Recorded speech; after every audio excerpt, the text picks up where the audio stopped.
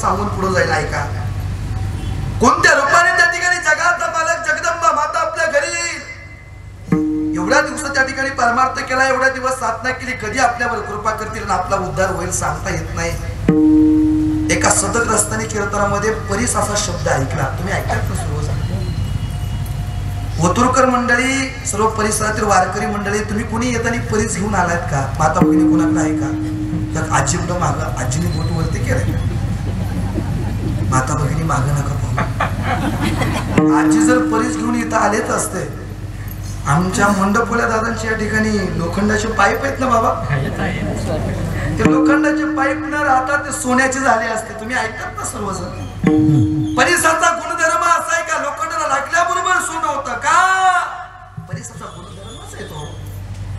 आमच्या बाईकला लावले असते तर आमचे देवा बाबा एक बाईक घेऊन गेले असते, आमचे पोस्टमन बाबा एक बाईक घेऊन गेले असते, आमच्या चोतर बाबांच्या राजदंडात लावून दिलं असतं ते.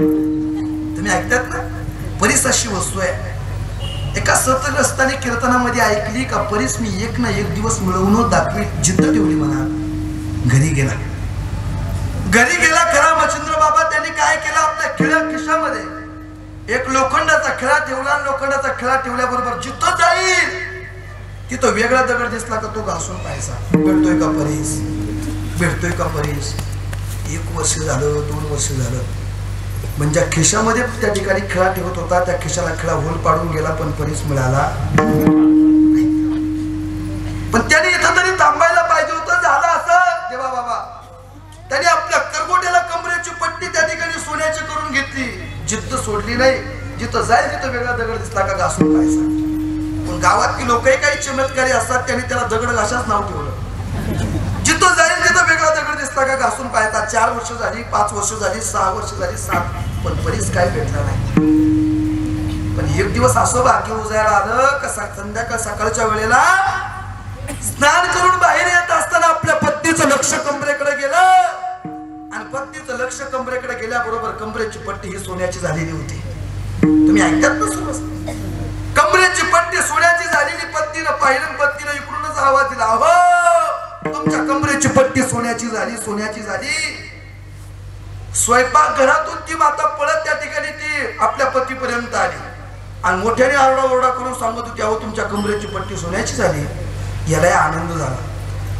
आनंदाच्या भरात दोघे उड्या मारू लागले. पण तेवढ्यात झाला असं, ज्याच्या कमरेची पट्टी सोन्याची झाली होती ना, त्याने डोक्याला हात लावून जागेवरती खाली बसला. खाली बसल्याबरोबर आपल्या पत्नीने विचारला, हो तुमच्या कमरेची पट्टी सोन्याची झाली, तुम्ही एवढा चिंताग्रस्त का बसलाय? झालं काय? तुला त्यांनी डोक्याला हात लावून त्याने प्रत्युत्तर केलं, अगं कमरेची पट्टी सोन्याची झाली खरी, पण कोणत्या दगडाने झाली? दगड आलाय पण आणि निघूनही गेला. तसं संत कोणत्या रूपाने आपल्या घरी येतील आणि कधी जातील सांगता येत नाही. मायबाप संतांची भेट होणं सोपं नाही. बहु अवघड आहे संत भेटी. मग संतांची भेट होण्याकरिता काय करावं लागेल बाबा? तर महाराज सांगतात, संतांची भेट होण्याकरिता संतांच्या संगतीत यावं लागलं. तुम्ही ऐकता? मग संतांच्या संगतीत आल्यानंतर काय होईल महाराज? जसं एखाद्या जमिनीचं किंवा एखादी खरेदी खत घेतलं, माझ्यापेक्षाही जुनी जाणती माणसं या ठिकाणी बसलेली. कोणताही व्यवहार करत असताना, व्यवहार करून तो जात असताना एखादा वकील मध्ये टाकावा लागतोय. आपल्याकडे कोणता शब्द आहे? वकील असेल, त्याला प्रत्येक भागाभागामध्ये वेगळे शब्द आहेत.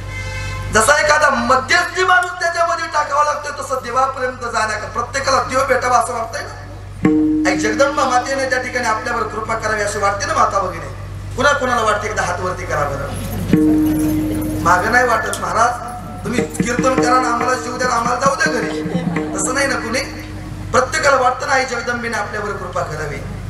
ऐका ना, मग देवाने जर आपल्यावर कृपा करावी असं वाटत असेल तर महाराज सांगतात, तसं एखादं काम करत असताना मध्यस्थी माणूस मध्ये लागतो ना, तसं देवाकडे जाण्याकरिता संत हे मध्यस्थी देवा देवाचं दर्शन होईल.